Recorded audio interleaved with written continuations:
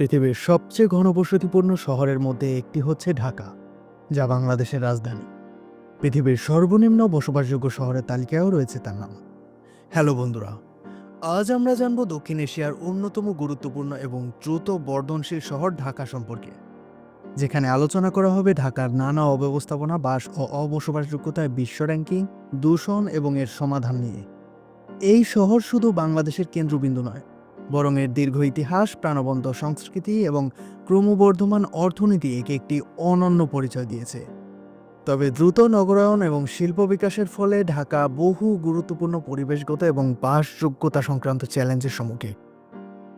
Economist intelligence unit EIU কর্তৃক প্রকাশিত global liveability index 2024 অনুসারে ঢাকা 173টি শহরের মধ্যে 168তম স্থানে রয়েছে, যা একে বিশ্বের ষষ্ঠ সর্বনিম্ন বাসযোগ্য শহর হিসেবে চিহ্নিত করে।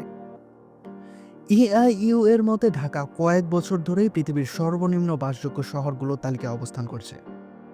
এর মূল কারণগুলোর মধ্যে রয়েছে পরিবেশ দূষণ, অপরিকল্পিত নগরায়ন, জনসংখ্যার চাপ, ট্রাফিক জ্যাম, সুরক্ষার অভাব, স্বাস্থ্য ও শিক্ষার দুর্বল মান এবং অপ্রতুল পাবলিক স্পেস। বাংলাদেশের রাজধানী ঢাকায় দেশের প্রায় সব জেলার মানুষ বসবাস করেন। জনশুমারি ও গৃহগণনা 2022-এর এক প্রতিবেদন অনুযায়ী রাজধানী ঢাকা শহরে রয়েছে প্রায় 1,03,00,000-এরও অধিক মানুষের বসবাস, যেখানে প্রতি বর্গ কিলোমিটারে জনসংখ্যার ঘনত্ব প্রায় 38,000, যা একে পরিণত করেছে বিশ্বের সবচেয়ে ঘনবসতিপূর্ণ শহরগুলোর মধ্যে একটি। এই বিশাল জনসংখ্যার কারণে অবকাঠামোর চাপ, ট্রাফিক জ্যাম ও অপরিকল্পিত নগরায়ন নাগরিকদের চরম ভোগান্তিতে ফেলছে। বিশ্বের সবচেয়ে দূষিত শহরের তালিকায় প্রায়শই দেখা যায় ঢাকার নাম। বিশেষ করে শীতকালে PM2.5 ধূলিকণার পরিমাণ বেড়ে যায় ভয়াবহভাবে। PM2.5 মানে হচ্ছে বাতাসে ভাসমান অতি ক্ষুদ্র ধূলিকণা, যার আকার 2.5 মাইক্রোমিটারেরও কম, যা মানুষের মাথার চুলের গড় পুরুত্বের তুলনায় প্রায় 30 গুণ ছোট। এটি শ্বাস প্রশ্বাসের মাধ্যমে ফুসফুসে ঢুকে নানা রোগের কারণ হতে পারে। বায়ু ও ধুলা দূষণের মূল কারণগুলো হচ্ছে সড়ক খোঁড়াখুড়ি, বিভিন্ন নির্মাণ কাজের ধুলাবালি, অপরিষ্কৃত রাস্তা, গাছপালা বা সবুজের অভাব, ইটভাটা ও শিল্প কারখানা হতে নির্গত দূষিত পদার্থ এবং ধোঁয়া, যানবাহনের দূষিত ধোঁয়া, বর্জ্য পোড়ানোর ফলে উৎপন্ন বিভিন্ন পদার্থ ইত্যাদি। এ সকল দূষণের প্রভাব অত্যন্ত ভয়াবহ। এর ফলে হতে পারে শ্বাসকষ্ট, হাঁপানি, ফুসফুসের রোগ, হৃদরোগ ও চোখের স্থায়ী ধোঁয়াশার মতো জটিল রোগ। পানি দূষণও ঢাকার এক ভয়াবহ সমস্যা।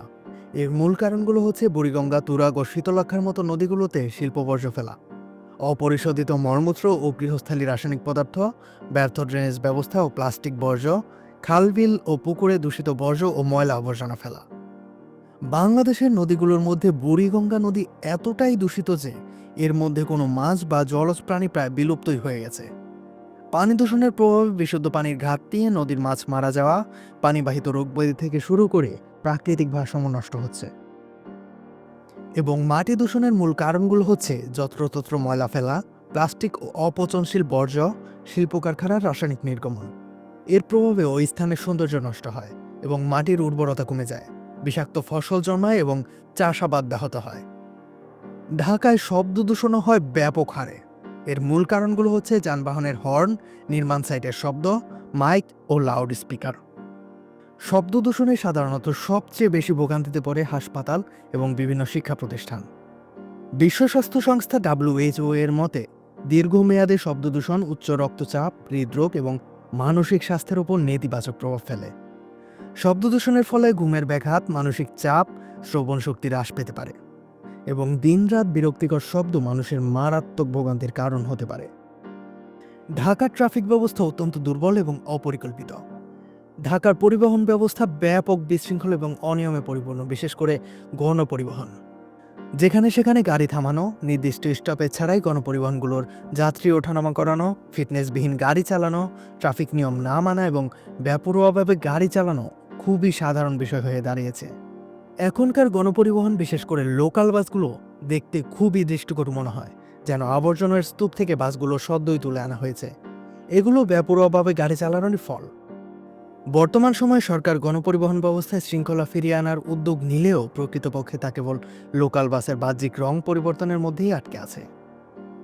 এছাড়াও রেল এবং নৌ পরিবহনেও রয়েছে ব্যাপক অনিয়ম এবং নিরাপত্তা শঙ্কা। ঢাকায় ট্রেনের ছাদে করে যাতায়াতের মতো ঘটনাও যেন অত্যন্ত সাধারণ বিষয়ে পরিণত হয়েছে।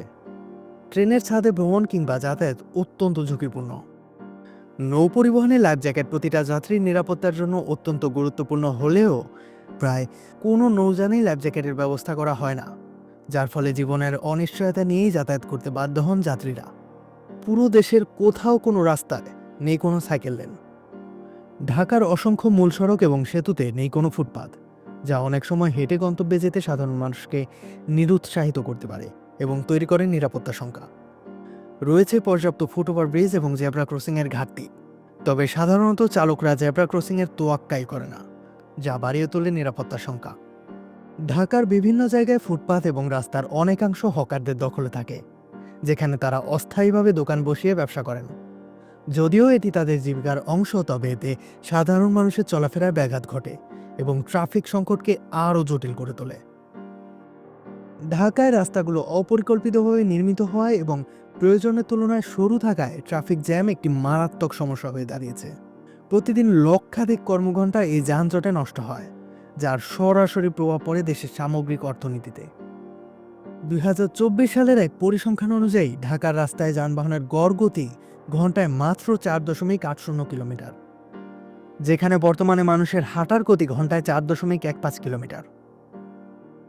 ঢাকায় চলমান অনেক উন্নয়ন প্রকল্প যেমন মেট্রো রেল, উড়াল সড়ক, ফ্লাইওভার একদিকে স্বস্তি আনলেও অন্যদিকে অসামঞ্জস্যপূর্ণ পরিকল্পনা এবং সময়মতো কাজ শেষ না হওয়ায় বিপত্তিতে পড়তে হয় সাধারণ মানুষের।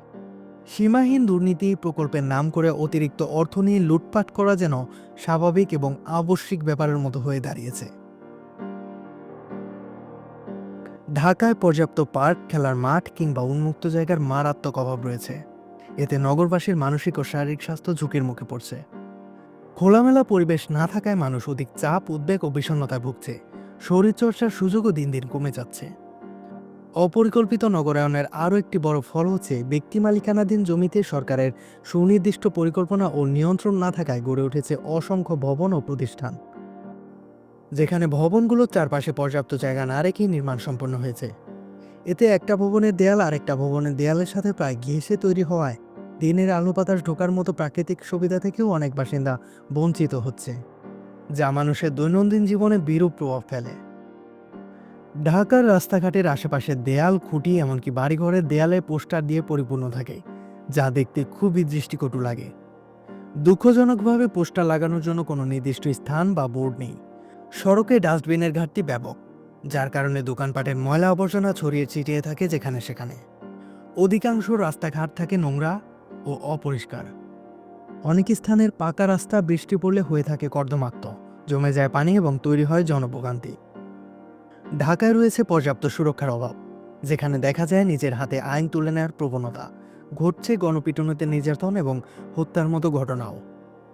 এখানে কোনো অভিভাবক তাদের ছোট বাচ্চা এমনকি অনেক সময় প্রাপ্তবয়স্ক মেয়েদেরও নিরাপত্তাহীনতার কারণে একা বাইরে পাঠাতেও ভয় পান। এছাড়াও নির্যাতন, চুরি, ছিনতাই, ইফটিজিং, চাঁদাবাজির মতো ঘটনা ঘটছে অহরহ।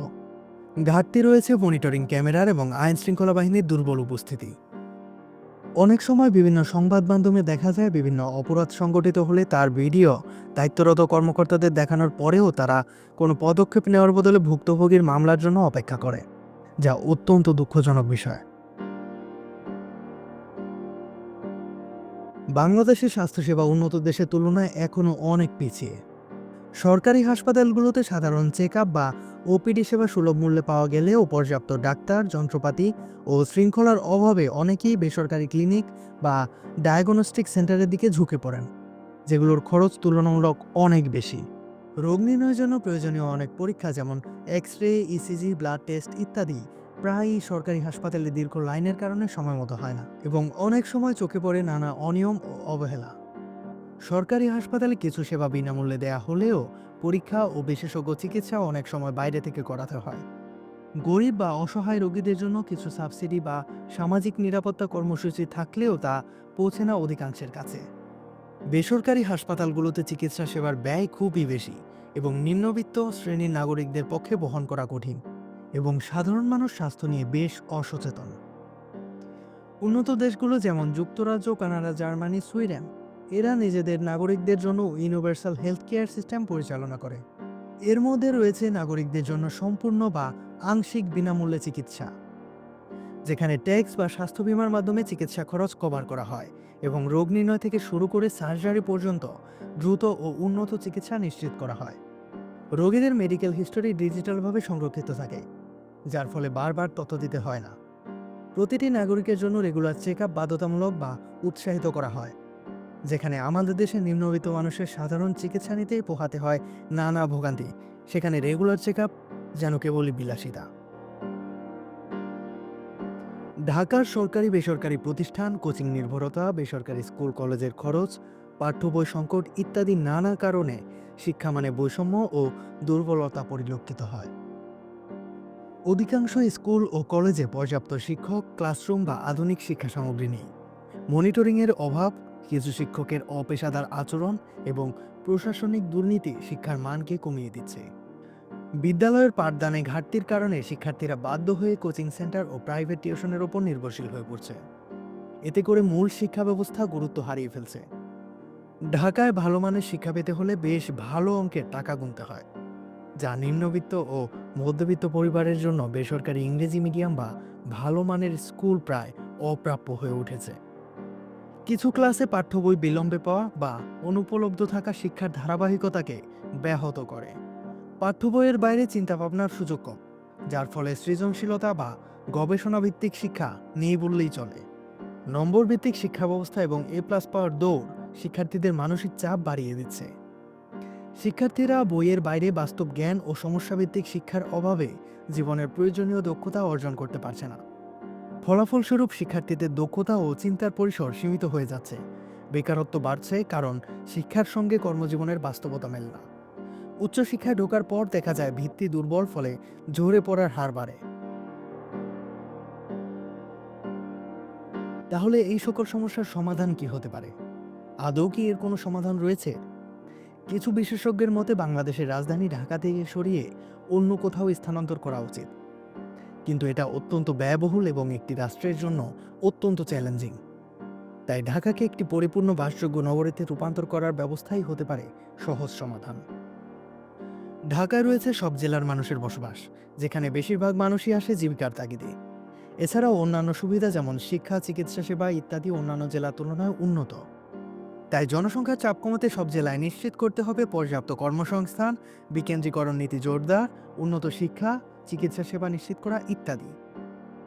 বায়ু ও ধূলাদূষণ নিয়ন্ত্রণে নির্মাণ কাজের নিয়মকানুন কঠোরভাবে প্রয়োগ ও তদারকি করা, নিয়মিত রাস্তা পরিষ্কার করা ও পানি ছিটানো, বৃক্ষরোপণ বৃদ্ধি, গণপরিবহন ব্যবস্থার উন্নয়ন, ব্যক্তিগত গাড়ির ব্যবহার কমিয়ে গণপরিবহন ব্যবহারে উদ্বুদ্ধ করা, ইটভাটা ও শিল্প কারখানার দূষণ নিয়ন্ত্রণ, বর্জ্য পোড়ানো সম্পূর্ণ বন্ধ করা এবং এর পরিবর্তে আধুনিক ও পরিবেশ বান্ধব বর্জ্য ব্যবস্থাপনার উপর জোর দেওয়া।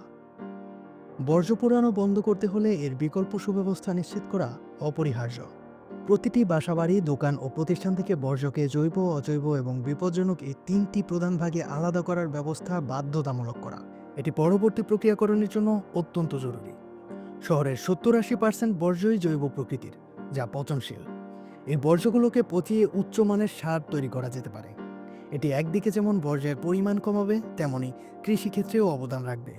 ছোট আকারে প্রতিটি বাসাবাড়িতে বা কমিউনিটি পর্যায়ে কম্পোস্টিং উৎসাহিত করা যেতে পারে।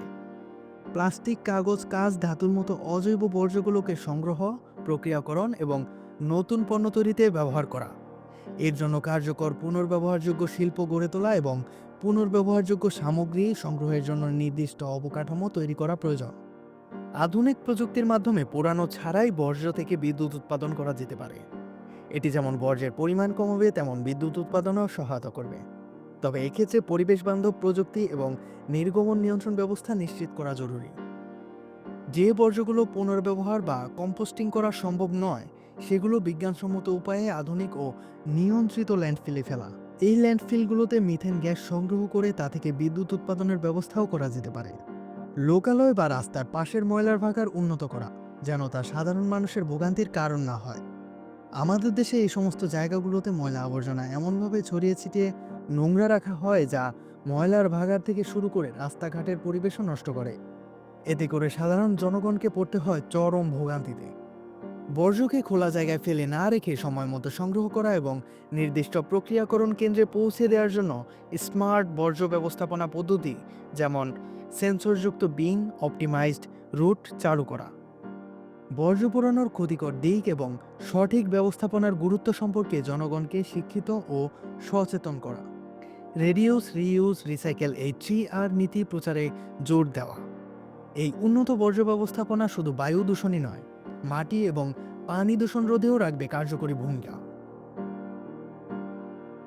পানি দূষণ নিয়ন্ত্রণে শিল্প কারখানার বর্জ্য পরিশোধন বাধ্যতামূলক করা, অপরিশোধিত পয়ঃনিষ্কাশন নদীতে ফেলা বন্ধ করা, নৌঘাটে এবং নৌ পরিবহনে যেমন লঞ্চ, জাহাজ, ট্রলার ইত্যাদিতে কঠোরভাবে বর্জ্য ব্যবস্থাপনা নিয়ন্ত্রণ করা। প্রতিটি নৌঘাট এবং নৌ পরিবহনে পর্যাপ্ত ডাস্টবিন নিশ্চিত করা এবং কঠোর মনিটরিং ও জরিমানার বিধান রাখা। ড্রেনেজ ব্যবস্থার উন্নয়ন ও নিয়মিত পরিষ্কার করা, খালবিল ও পুকুরে বর্জ্য ফেলা কঠোরভাবে নিয়ন্ত্রণ করা এবং জনসচেতনতা বৃদ্ধি করা যেতে পারে।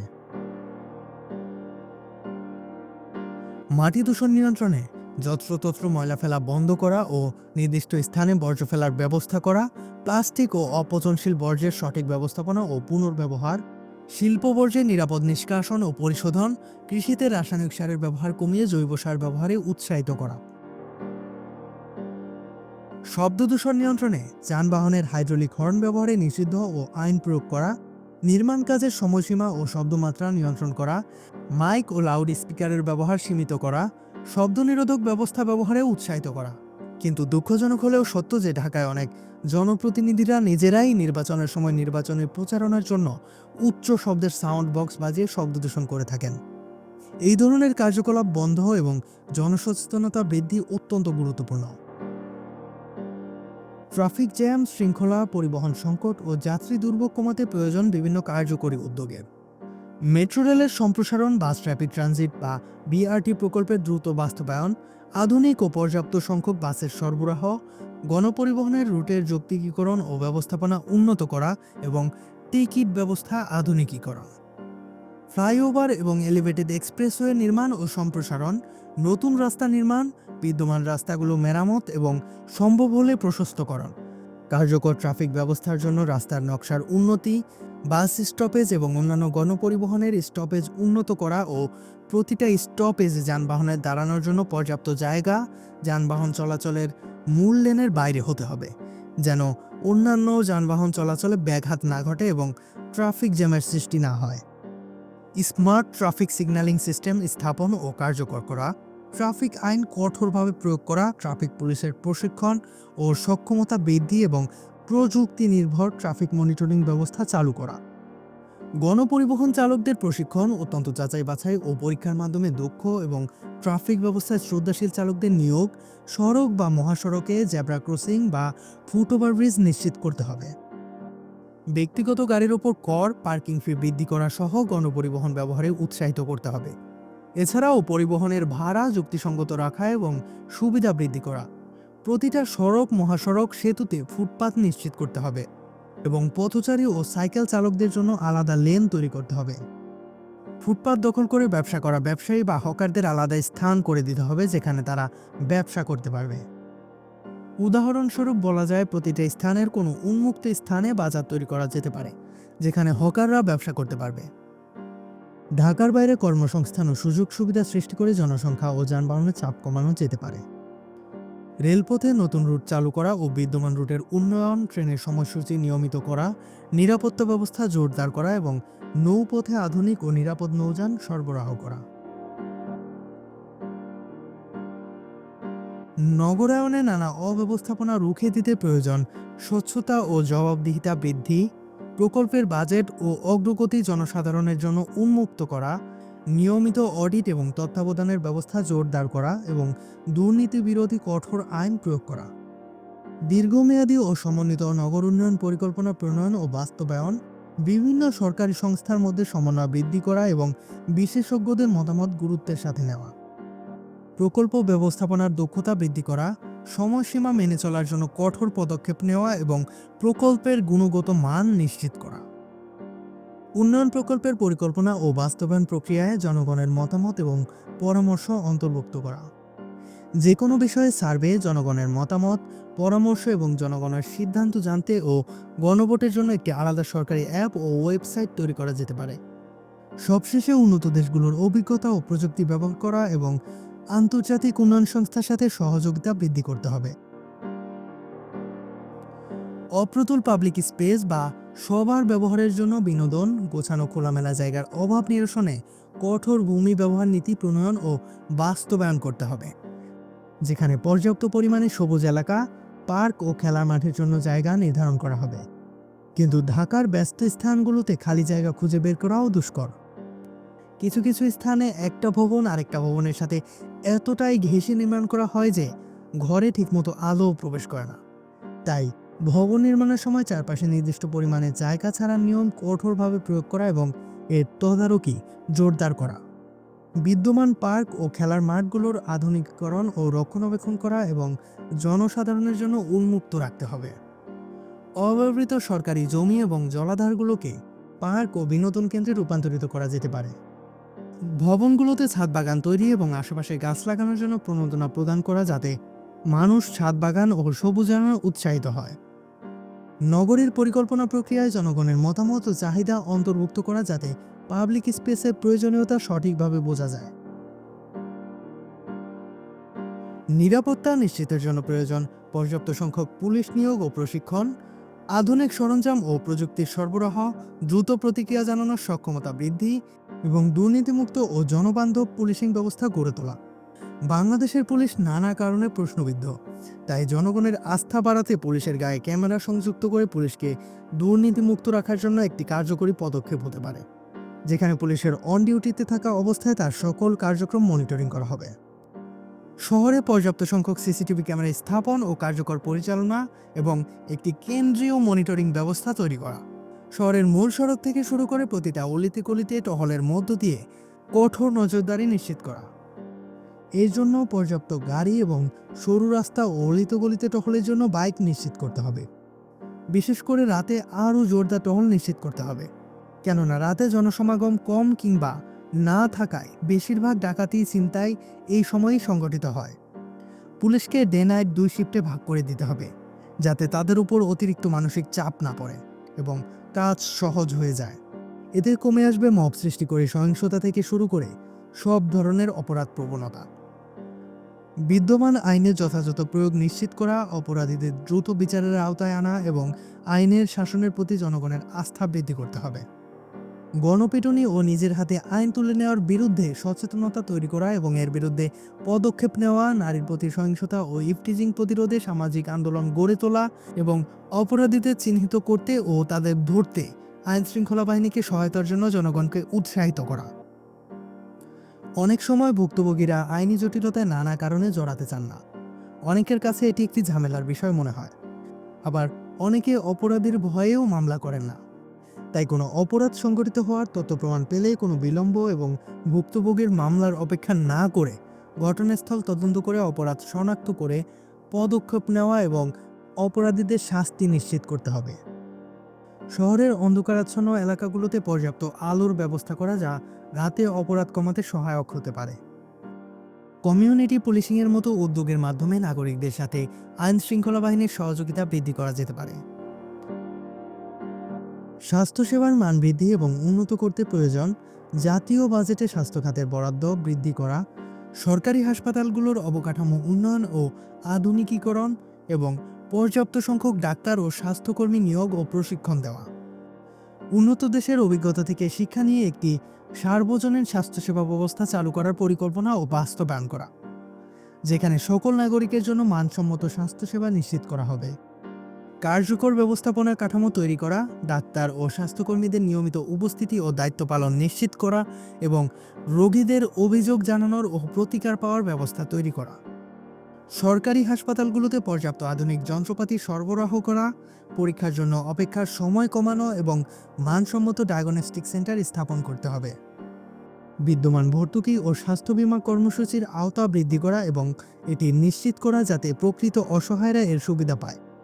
স্বাস্থ্য শিক্ষা কার্যক্রমের মাধ্যমে সাধারণ মানুষকে স্বাস্থ্যবিধি ও রোগ প্রতিরোধের বিষয়ে সচেতন করা এবং নিয়মিত স্বাস্থ্য পরীক্ষার গুরুত্ব তুলে ধরতে হবে। বেসরকারি হাসপাতাল ও ক্লিনিকগুলোর চিকিৎসার খরচ নিয়ন্ত্রণ করা এবং সেবার মান নিশ্চিত করার জন্য কঠোর নীতিমালা প্রণয়ন ও বাস্তবায়ন করতে হবে।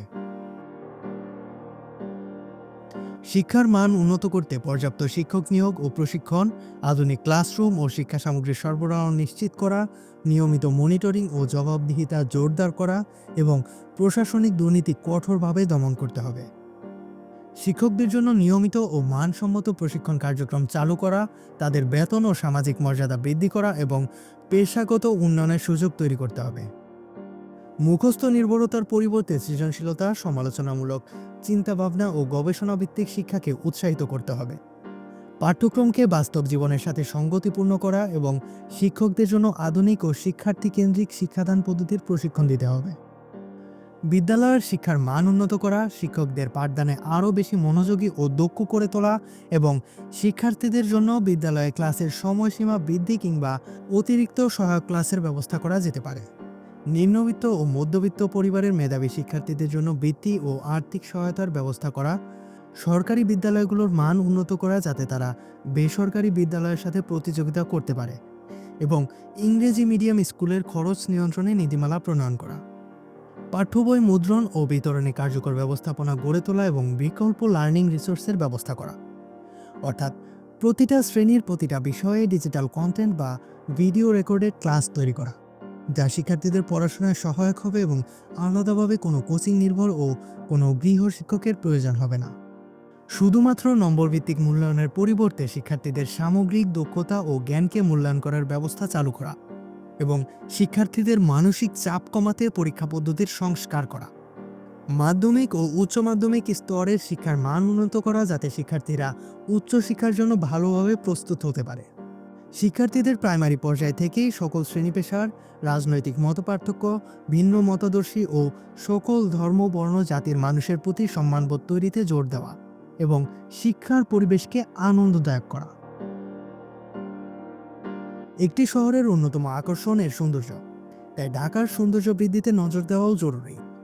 প্রতিটি স্থানে পোস্টার লাগানোর জন্য পোস্টার বোর্ড স্থাপন করা, প্রতিটি রাস্তা, লোকালয় এবং জনসমাগমপূর্ণ এলাকায় আবশ্যিকভাবে ডাস্টবিন নিশ্চিত করা, যেখানে সেখানে ময়লা আবর্জনা ফেলা ও পোস্টার লাগানোর নিষেধাজ্ঞা জারি করে জরিমানার বিধান প্রণয়ন করা, প্রতিটি দোকান কিংবা যে কোনো ব্যবসায় প্রতিষ্ঠানের সামনে আবশ্যিকভাবে বড় এবং স্ট্যান্ডার্ড ডাস্টবিন বাধ্যতামূলক করতে হবে।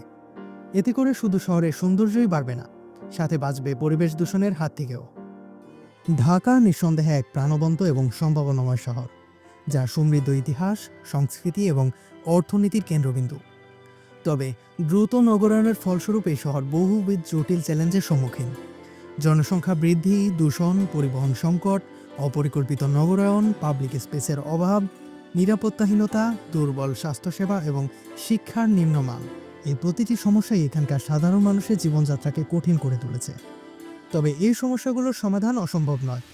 সুদূরপ্রসারী পরিকল্পনা, কার্যকর নীতিমালা প্রণয়ন ও বাস্তবায়ন, দুর্নীতিমুক্ত প্রশাসন এবং সর্বোপরি জনগণের সম্মিলিত প্রচেষ্টা ও সচেতনতাই পারে ঢাকাকে একটি বাসযোগ্য, টেকসই এবং উন্নত শহরে রূপান্তরিত করতে।